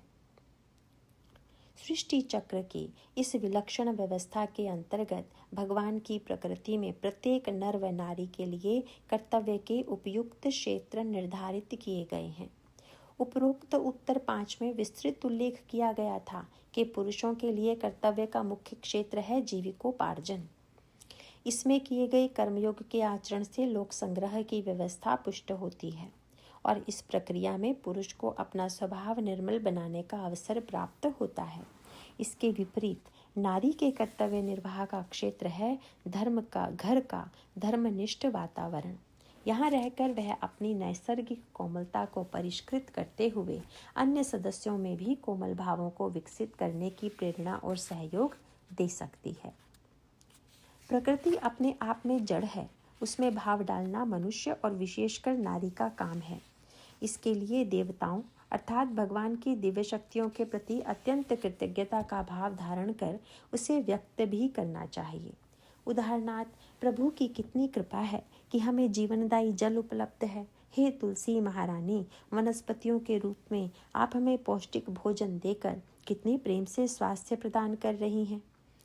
ऐसे भावों से प्रेरित होकर निरंतर कर्तव्य कर्मों में रत रहना ही मनुष्य का दायित्व है। जब कोई व्यक्ति अपने इस शास्त्रोक्त कर्तव्य की अवहेलना करता है, तब प्रकृति द्वारा उस व्यक्ति के लिए की गई व्यवस्था में बाधा उत्पन्न होती है और कालांतर में वह उन सुख सुविधाओं से वंचित ही हो जाता है। केवल इतना ही नहीं, इस प्रकार की प्रत्येक अवहेलना से संपूर्ण सृष्टि में अव्यवस्था की लहर फैल जाती है, जिसका फल पूरे समाज को भुगतना पड़ता है। मन में यह संशय उत्पन्न हो सकता है कि नारी द्वारा धन अर्जित करने से वर्तमान में कोई अव्यवस्था या अभाव के लक्षण नहीं दिखते, अपितु परिवार को और भी अधिक सुख सुविधाओं की प्राप्त होती दिखती है। ऐसे में उपरोक्त सिद्धांत पुनः याद रखना आवश्यक है कि शास्त्र की दृष्टि से यह चोरी ही है। आरंभ में चोरी से क्षणिक लाभ प्राप्त होता दिखता अवश्य है, परंतु कभी न कभी उसके दुखद परिणाम का भी सामना करना पड़ता है। इसीलिए बुद्धिमानी तो इसी में है कि जिस भगवान ने संसार की रचना की है, उन्हीं की आज्ञा अर्थात शास्त्रोक्त आज्ञा के अनुसार ही संसार में व्यवहार करके परम सुख की प्राप्ति की जाए। व्यापक स्तर पर यदि देखें तो वर्तमान युग में चरित्रहीन सदस्यों का बाहुल्य ही समाज की दुर्गति का मूल कारण है। संतान में उत्कृष्ट चरित्र का निर्माण करके उसे भक्त बनाना इतना कठिन कार्य है कि यह केवल माँ के हृदय का असीम वात्सल्य ही करवा सकता है। अतः इस दायित्व के पूर्ण निर्वाह में ही नारी की महिमा और शोभा है। इसका प्रतिपादन करते हुए परम पूज्य बाबूजी अपनी हित और प्रेम भरी वाणी में लिखते हैं, यदि माताएं पुरुषों की परवाह न कर सकें, अपने पति पुत्रों की कल्याण कामना न करके अपनी स्वतंत्र व्यक्तिगत कल्याण कामना करने लगेंगी तो पुरुषों का पतन अवश्यंभावी है। और जब पति पुत्र बिगड़ गए तो गृहिणी और माता भी किसके बल पर अपने सुंदर स्वरूप की रक्षा कर सकेंगी। कहा जा सकता है कि क्या स्त्रियां देश का, समाज का कोई काम करें ही नहीं? ऐसी बात नहीं है। करें, क्यों नहीं करें, पर करें अपने स्वधर्म को बचाकर। अपने स्वधर्म की जितनी भी शिक्षा अशिक्षित बहनों को दी जा सके उतना अपने उपदेश और आचरणों द्वारा वे अवश्य दें। सच्ची बात तो यह है कि यदि पति पुत्र पुत्रियां सब ठीक रहें, अपने अपने कर्तव्य पालन में ईमानदारी से संलग्न रहें, तो फिर देश में, समाज में ऐसी बुराइयां ही कौन सी रह जाएं, जिसे सुधारने के लिए माताओं को घर से बाहर निकल कर कुछ करना पड़े। और पुरुषों को सत्पुरुष बनाने का यह काम है माताओं का। माताएं यदि अपने स्त्री धर्म में तत्पर रहें तो पुरुषों में उच्छृंखलता आवेगी ही नहीं। अतः भारत की आदरणीय देवियों से हाथ जोड़कर प्रार्थना है कि वे अपने स्वरूप को संभालें, अपने महान दायित्व की ओर ध्यान दें और पुरुषों को वास्तविक स्वधर्म परायण पुरुष बनावें। नारी शिक्षा, पृष्ठ 18-19। परम पूज्य बाबूजी के द्वारा प्रस्तुत इस शास्त्रोक्त दायित्व के विपरीत यदि नारी धन कमाने, आत्मसम्मान पुष्ट करने, खाली समय का सदुपयोग करने अथवा अन्य किसी भी प्रयोजन से दिन भर घर के बाहर रहकर नौकरी करती है तो संभव है कि धन संपत्ति एवं मान सम्मान की प्राप्ति हो, परंतु जिस कर्तव्य के लिए भगवान ने उसे नियुक्त किया है उसकी अवहेलना किसी न किसी मात्रा में हो ही जाती है। इस अवहेलना के दुष्परिणामों का विवरण उपरोक्त उत्तर 5 में भी प्रस्तुत किया गया था। कई प्रगतिशील नारियों ने व्यक्तिगत स्तर पर अपने दुखद अनुभव व्यक्त किए हैं कि वर्षों तक अपने समय को नौकरी में लगाने के पश्चात आज उसके घातक परिणाम धीरे धीरे सामने आ रहे हैं। बच्चों में शिकायत है कि माँ का पर्याप्त प्रेम और समय उन्हें उस आयु में नहीं मिला जब उसकी सबसे अधिक आवश्यकता थी। इसी प्रकार घर की सम्यक व्यवस्था भी स्वयं उन नारियों द्वारा असंतोषजनक पाई गई। इसके अलावा काम, क्रोध, लोभ भरे कार्यक्षेत्र के संघर्षों और प्रतिकूल अनुभवों के मध्य व्यवहार करते करते उन्हें अपने नैसर्गिक कोमल स्वभाव पर भी दुष्प्रभाव का अनुभव हुआ। इन सब बिंदुओं के कारण धीरे धीरे घर में तनाव, बिखराव और अकेलेपन का प्रवेश होता गया। इसीलिए आज यही कामकाजी नारियां अपने इन अनुभवों के आधार पर अन्य नारियों को घर, परिवार, बच्चों में ही अपना पूरा समय और सामर्थ्य लगाने की राय दे रही हैं। चैप्टर 20, सेक्शन 3, चौथे से छठा चरण। प्रश्न 7। एक बार नौकरी करने की आदत पड़ गई तब उसके बाद केवल घर परिवार को संभालने के विचार से मन झिझकता है। इस झिझक से निवृत्त होने के लिए चौथे चरण के अंतर्गत अपनी दृष्टि को स्वधर्म पालन के किन लाभों पर केंद्रित करना चाहिए जिससे उत्साह बढ़े। उत्तर, अपने वर्ण एवं आश्रम की मर्यादा अनुसार स्वधर्म पालन करने का सबसे बड़ा लाभ यह है कि इससे सर्वशक्तिमान प्रभु की कृपा बरबस हमारी ओर आकर्षित होती है और सारे अभावों की पूर्ति करके जीवन को आनंद से भर देती है। कारण यह है कि इस धरातल पर धर्म भगवान का प्रकट रूप ही है। अतः स्वधर्म पालन के लिए की गई प्रत्येक चेष्टा पर रीझ कर भगवान उस जीव की सुख सुविधा के लिए अपनी संपूर्ण प्रकृति को नियुक्त कर देते हैं। ऐसे जीव में अपने सुख भोग की इच्छा न होने के कारण प्रकृति आश्वस्त रहती है कि जो भी सुख सुविधाओं की सामग्री प्रदान की जाएगी उसका सदुपयोग निष्काम धर्म पालन एवं भक्ति के प्रचार के लिए ही किया जाएगा, जो भगवान के अत्यंत प्रिय कार्य हैं। इस प्रकार प्रकृति ऐसे जीव की ओर बरबस खींच जाती है। जिमि सरिता सागर महु जाहि, जद पिता ही कामना नाही, तिमि सुख संपत्ति बिन ही बुलाए, धर्मशील पहि जाई सुभाए। अर्थात जैसे नदियाँ समुद्र में जाती हैं, यद्यपि समुद्र को नदी की कामना नहीं होती, वैसे ही सुख और संपत्ति बिना ही बुलाए स्वाभाविक ही धर्मात्मा पुरुष के पास जाती हैं। बालकांड दोहा 294 चौपाई 1 से 2। मर्यादा पालन से मनुष्य के जीवन में किस प्रकार सम्यक रूप से व्यवस्था, सुख और शांति छा जाते हैं तथा सभी अनिष्टों से रक्षा होती है, इसके अत्यंत सुंदर व प्रभावी वर्णन के लिए देखें कल्याण के जीवनचर्या अंक पृष्ठ 236-237 पर लेख जीवनचर्या में मर्यादा पालन एक आवश्यकता। इसके अतिरिक्त आनंद यात्रा प्रथम पुष्प के लेख 4 सेक्शन 6 स्वधर्म पालन से ही मनुष्य की रक्षा का अध्ययन लाभदायक होगा। इन सिद्धांतों के बल पर आज के युग में कई नारियां स्वधर्म पालन का अभ्यास करके अपने परिवारों को विभिन्न प्रकार के अनिष्टों से बचा रही हैं। प्रश्न 8। नौकरी छोड़ने पर धन की तात्कालिक कमी का अनुभव तो होगा ही, साथ में सम्मान प्राप्ति का कोई स्रोत भी नहीं रहेगा। ऐसे में धीरज धारण कैसे करें? उत्तर: यह संभव है कि आरंभ में इस प्रकार के अनुभव हों, परंतु स्वधर्म पालन के आधारभूत सिद्धांतों को जीवन में धारण करने से इन कठिनाइयों के समाधान भी प्रत्यक्ष अनुभव में आते हैं। सर्वप्रथम जीविकोपार्जन एवं धन प्राप्ति के विषय में आनंद यात्रा प्रथम पुष्प के लेख 4 सेक्शन 5 एवं 7 पर भली प्रकार मनन अवश्य करें। इससे यह स्पष्ट होगा कि यदि नौकरी छोड़ने पर वर्तमान में अव्यवस्था या अभाव का कुछ देर तक अनुभव हो तो वह पूर्व में स्वधर्म पालन न करने के दुष्कर्म का फल है। आश्वासन की बात यह है कि उस फल को भुगतवा कर भगवान उसका नाश करवा रहे हैं। साथ ही वर्तमान के स्वधर्म पालन से शीघ्र ही जीवन में सुखद व्यवस्था का स्पष्ट अनुभव होगा। धर्म पालन से देवताओं द्वारा अभावों की पूर्ति कैसे होती है, इस विधि का वर्णन उत्तर 6 में किया जा चुका है। वर्तमान काल में भी कई कामकाजी नारियों को यहाँ तक प्रत्यक्ष अनुभव हुआ है कि जब से नौकरी छोड़कर उनके द्वारा निष्ठापूर्वक गृहस्थ एवं नारी धर्म का पूर्ण पालन होने लगा, कुछ ही समय में उनके पति के जीविकोपार्जन में अपने आप स्थिरता और वृद्धि हुई है।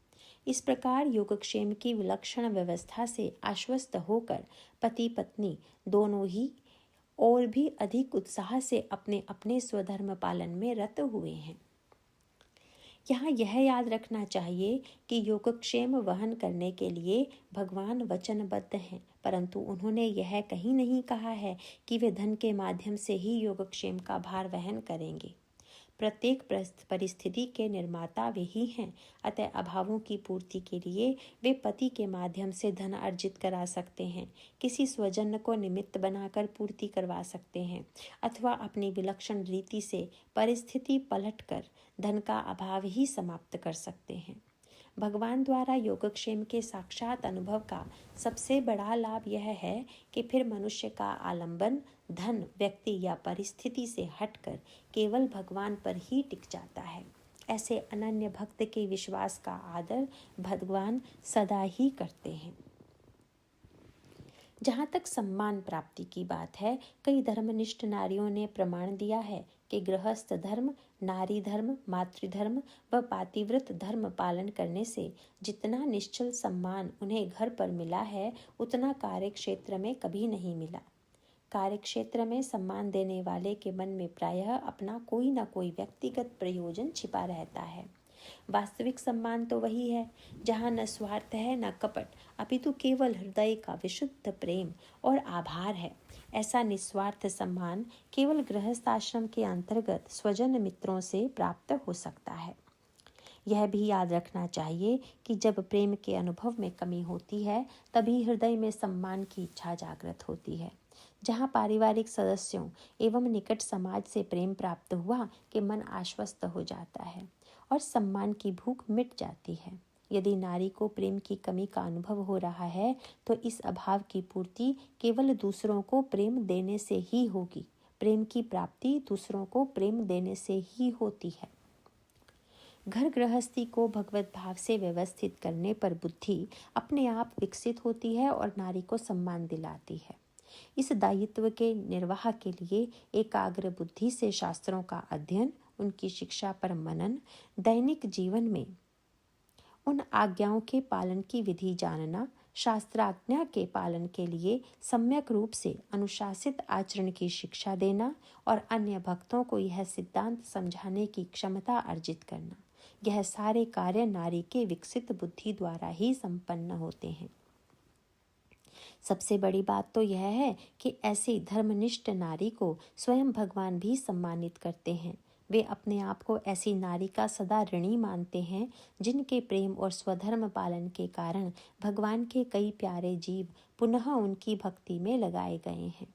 अखिल ब्रह्मांड एवं तीनों लोकों के स्वामी से सम्मान प्राप्त करवाना यही स्वधर्म पालन की उत्कृष्ट महिमा है।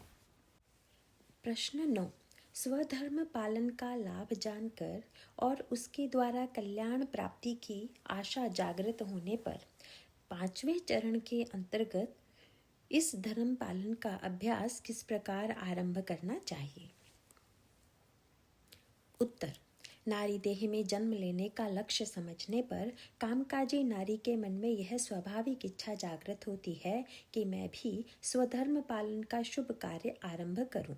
साथ ही नौकरी में समय और सामर्थ्य बंधे होने के कारण यह नहीं समझ में आता कि कहाँ से आरंभ करें और इसे कैसे बढ़ाएं। ऐसी कल्याणकामी नारी के लिए मार्गदर्शन के कुछ सरल बिंदु प्रस्तुत किए जा रहे हैं। नौकरी करते हुए भी अपने समय और सामर्थ्य के अनुसार नारी धर्म के कुछ प्रारंभिक अंगों का पालन किया जा सकता है। नंबर 1, घर के कार्यों में भगवत भाव पुष्ट करें कि भगवान के घर की तथा उन्हीं के द्वारा प्रदान किए गए परिवार की सेवा संभाल की जा रही है। नंबर 2, भोजन पाने से पूर्व भगवान को उसका भोग लगाने का अभ्यास करें।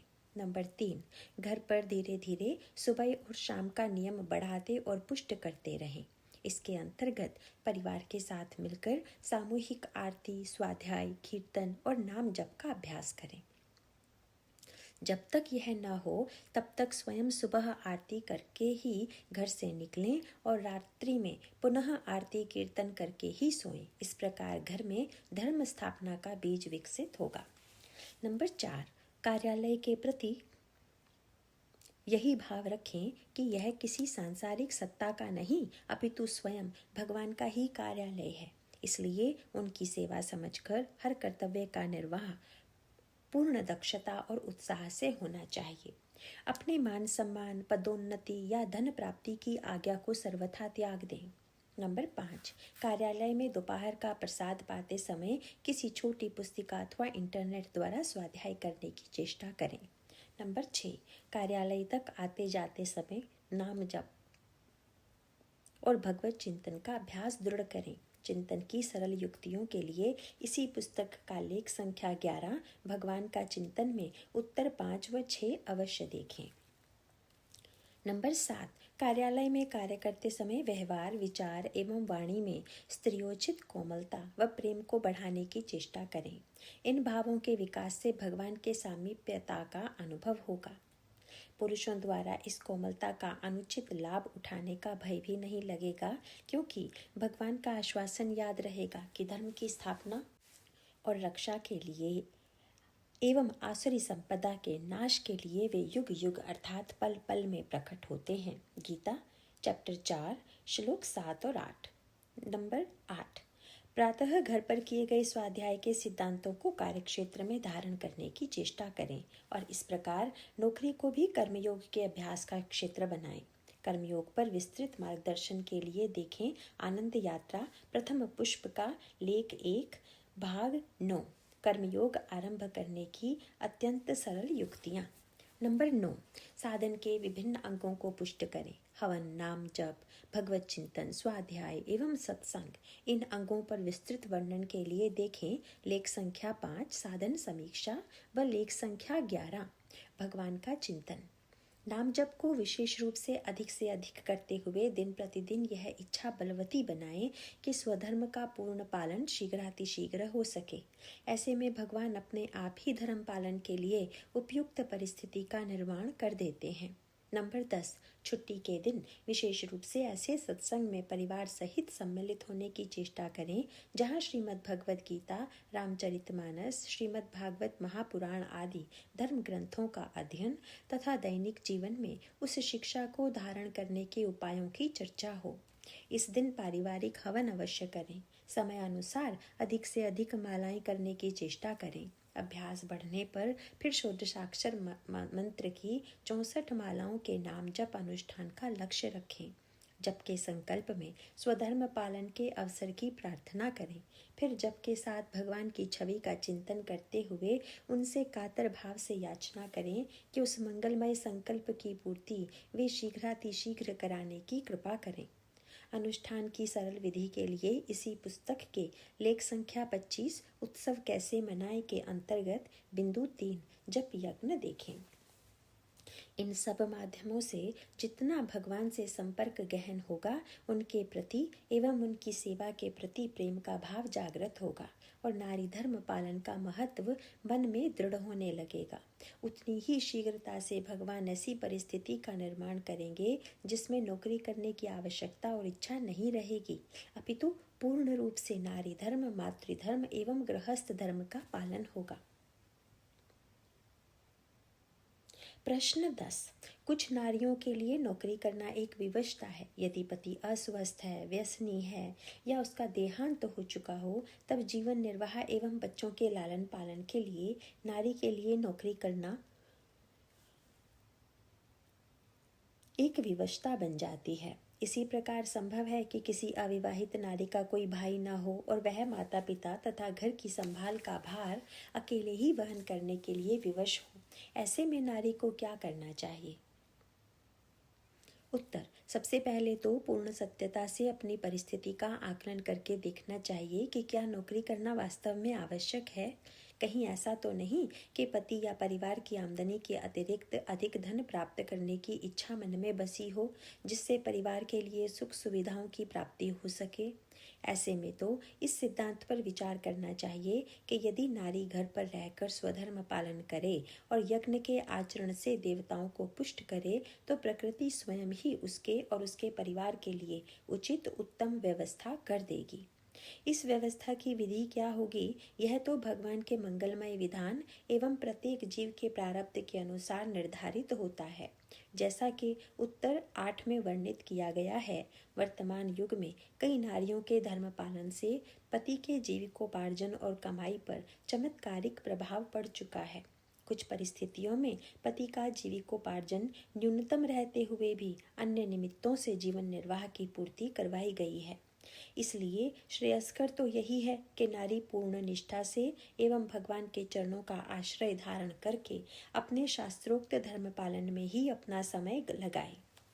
यदि परिस्थिति वास्तव में विकट है, उदाहरणार्थ पति का देहांत हो चुका है या वह काम करने में असमर्थ है अथवा अविवाहित नारी के पिता वृद्ध होने के नाते नौकरी करने में असमर्थ हैं, तो ऐसी आपातकालीन परिस्थिति में यदि नारी विवश होकर नौकरी करे तो उस पर अलग नियम लागू होते हैं। ऐसी नारी उत्तर 9 में वर्णित सभी युक्तियां अपने जीवन में धारण कर सकती हैं, जिससे नौकरी करते हुए भी उसका स्वधर्म पालन ना छूटे। इस विषय में नारी को अपनी नौकरी का क्षेत्र चयन करते समय थोड़ा सावधान रहना चाहिए। आज का समाज इतना कलुषित हो चुका है कि ऐसी नारी को पुरुषों की कुदृष्टि का सामना करना ही पड़ता है। साथ ही सांसारिक परिवेश की कठोरता से संघर्ष करने में नारी की नैसर्गिक कोमलता को ठेस पहुंचती है, जिसके कारण उसका मन अंदर ही अंदर अशांत और कुंठित रहता है। ऐसे दुष्प्रभावों से अपने आप को बचाने के लिए नारी के लिए श्रेयस्कर यही है कि वह अपनी योग्यता के अनुसार घर से ही कोई काम करे। उदाहरणार्थ सिलाई, कढ़ाई, बच्चों को पढ़ाना, नृत्य संगीत सिखाना, रसोई, पाक विद्या अथवा कंप्यूटर विज्ञान का प्रशिक्षण देना, इंटरनेट द्वारा कार्यालय से संपर्क रखते हुए अपनी सेवा प्रदान करना आदि। दूसरा विकल्प यह है कि नारी ऐसे क्षेत्र में काम करे जहां अधिकांश संपर्क अन्य नारियों या बच्चों से ही हो, उदाहरणार्थ पाठशाला में पढ़ाना, महिला एवं बाल विकास संस्था में काम करना आदि। सारांश यह है कि ऐसे वातावरण में कार्य करें जहां पुरुषों का संग, काम, क्रोध, लोभ की चर्चा और कुसंग कम से कम हो। साथ ही कमाई पर दृष्टि न रखकर साधन एवं धर्म पालन द्वारा हृदय में योगक्षेम के लिए भगवान की कृपा पर ही आलंबन दृढ़ करें, न कि नौकरी पर। सच्चे मन से भगवान से निरंतर प्रार्थना करें, प्रभु आप मेरे परम सुहृद हैं। संसार की अनंत माताओं के हृदय का संपूर्ण प्रेम इकट्ठा कर लेने पर भी वह आपके स्नेह सागर की एक बूंद के बराबर भी नहीं है। मेरा परिवार आपका ही परिवार है, अतः हम सब आपके चरणों में ही समर्पित हैं। आपके हर विधान में हम सबका मंगल ही मंगल है। परंतु फिर भी यदि आप मुझे पूर्ण रूप से शास्त्रोक्त धर्म पालन का अवसर दे सकें तो आपकी अत्यंत कृपा होगी। इस अवसर की मैं प्रतीक्षा कर रही हूँ और तब तक इस नौकरी को आपकी ही सेवा समझकर कर रही हूँ। मेरी रक्षा करते रहिए, मैं आपकी शरण में हूँ। प्रश्न 11। यदि किसी नारी के लिए नौकरी करना एक विवशता नहीं है, परंतु उसमें अपनी शिक्षा एवं योग्यता द्वारा समाज की सेवा करने की इच्छा प्रबल हो, तो क्या इस इच्छा की पूर्ति के लिए वह कुछ घंटों के लिए काम कर सकती है? उत्तर: यदि इस प्रकार की इच्छा प्रबल हो तो अपनी योग्यता के सदुपयोग के लिए कार्यक्षेत्र चयन करते समय उत्तर 10 में वर्णित सावधानियों को ध्यान में रखना कल्याणकारी होगा, जिससे कुसंग ना हो। उदाहरणार्थ, महिला डॉक्टर का किसी सामाजिक संस्था अथवा सरकार द्वारा नियोजित अस्पताल में 2-3 घंटे सेवा देना, अथवा संगीतज्ञ नारी द्वारा बालिका विद्यालय में शास्त्रीय गायन वादन की शिक्षा देना। ऐसे में निःशुल्क रूप से ही सेवा देने की चेष्टा करनी चाहिए, जिससे दृष्टि केवल योग्यता के सदुपयोग पर हो, न कि अर्थोपार्जन पर। साथ ही यह भी सावधानी बरतनी चाहिए कि इस सेवा के कारण घर पर नारी धर्म पालन के अन्य अंगों में कमी न आए और आध्यात्मिक साधन के विभिन्न अंगों के निर्धारित लक्ष्य भी पूर्ण होते रहें।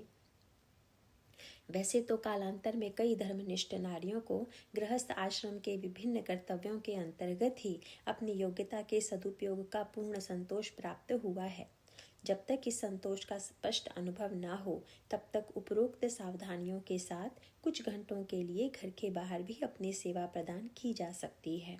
यदि मन में यह भाव और चिंतन धारण किया जाए कि रोगियों अथवा विद्यार्थियों के रूप में भगवान ही प्रकट हैं और उन्हीं की सेवा की जा रही है, तो नारी का यह परिश्रम भी सहज रूप से कर्मयोग के साधन में ही सम्मिलित हो जाता है। प्रश्न 12। छठे चरण के अंतर्गत नौकरी के साथ स्वधर्म पालन का अभ्यास करते करते कामकाजी नारी को किस प्रकार की प्रार्थना करनी चाहिए? उत्तर: प्रार्थना करने से पूर्व कुछ आधारभूत सिद्धांतों पर मनन करना लाभदायक होगा। मनुष्य के प्रत्येक कर्म एवं विचार के सूक्ष्म संस्कार उसके चित्त पर अंकित होते रहते हैं। इस सिद्धांत के आधार पर कामकाजी नारियों के मन में नौकरी द्वारा संतुष्टि, मान सम्मान एवं धन प्राप्ति के संस्कार अंकित होते रहते हैं। यदि इन प्राप्तियों से सुख की आशा प्रबल रही तो ये संस्कार मृत्यु के पश्चात भी जीवात्मा के साथ चिपके रहते हैं और अगले मनुष्य जन्म में उस आसक्ति की पूर्ति के लिए पुनः नौकरी की ओर प्रवृत्त होते हैं। इस प्रकार कामकाजी नारी के चित्त पर इस जन्म के एवं पूर्व जन्म के भी संस्कार विद्यमान रहते हैं, जिससे नौकरी द्वारा सुख संतोष पाने की इच्छा प्रबल होती है।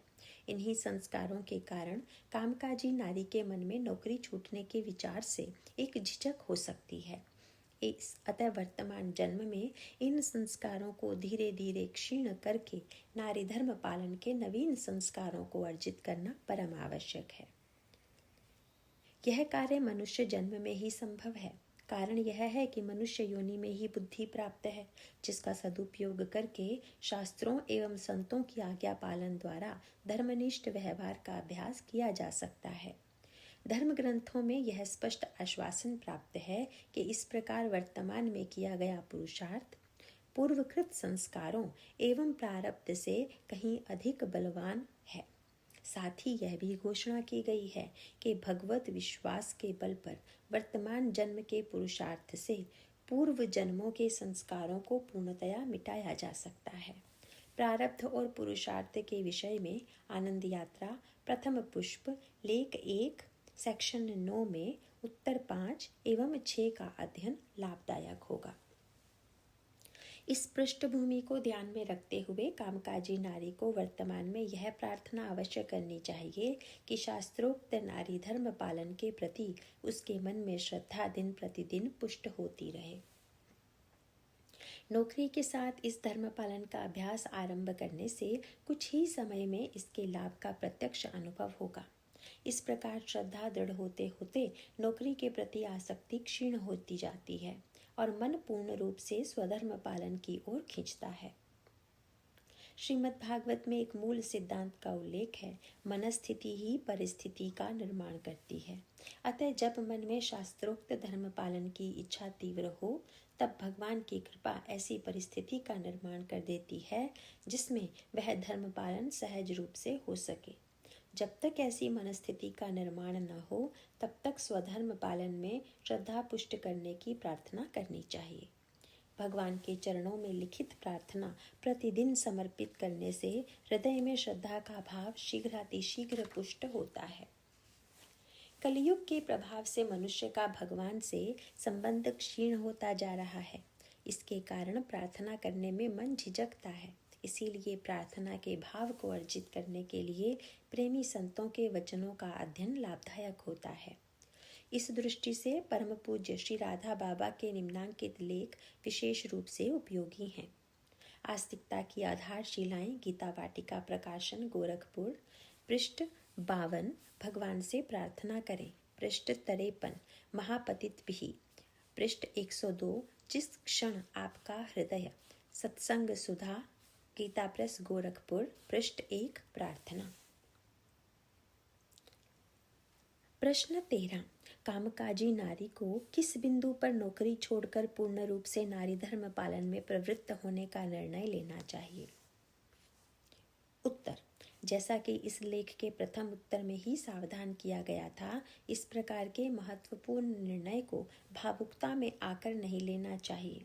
ऐसी जल्दबाजी में यह संभावना रहती है कि नौकरी के प्रति मन में आसक्ति शेष रह जाए, जो कालांतर में अशांति और विषाद का कारण बने। छठे चरण के अंतर्गत प्रार्थना करते करते एवं नारी धर्म पालन का अभ्यास करते करते जब यह आसक्तियां क्षीण हो जाएंगी, तब भगवान स्वयं ही उचित समय पर या तो उपयुक्त परिस्थिति का निर्माण करेंगे या फिर मन में ऐसी व्याकुलता उत्पन्न करेंगे जिससे स्वधर्म पालन में एक क्षण का विलंब भी सहा न जाए। इसका प्रमाण यह होगा कि नंबर 1, मन में वर्तमान की नौकरी को छोड़ने का लेश मात्र भी दुख नहीं होगा। नंबर 2, नारी को यह दृढ़ विश्वास होगा कि वास्तव में वह नौकरी छोड़ नहीं रही है, अपितु उसकी पदोन्नति हो रही है।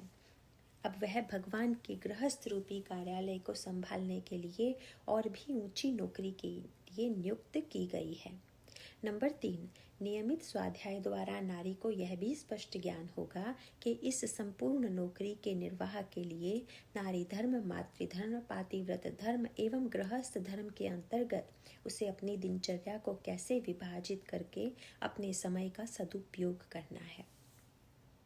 नंबर 4, ऐसी नारी का मन अपने परिवार के योगक्षेम के विषय में पूर्ण रूप से आश्वस्त होगा। उसमें यह दृढ़ विश्वास होगा कि जब एक सांसारिक कार्यालय अपना स्वार्थ सिद्ध करने के लिए अपने कर्मचारियों को जीवन निर्वाह के लिए धन और विभिन्न सुविधाएं प्रदान कर सकता है, तो संपूर्ण ऐश्वर्य और प्रेम के धाम श्री भगवान अपने कार्यालय में सेवा प्रदान करने वाले प्रिय भक्त के लिए सभी आवश्यक सुख सुविधाएं बिना मांगे ही प्रदान करेंगे। गीता चैप्टर 9 श्लोक 22। इस प्रकार पूर्ण मानसिक तैयारी के होने पर ही भगवान इस विलक्षण नौकरी में प्रवेश करना श्रेयस्कर होगा। नारायण नारायण।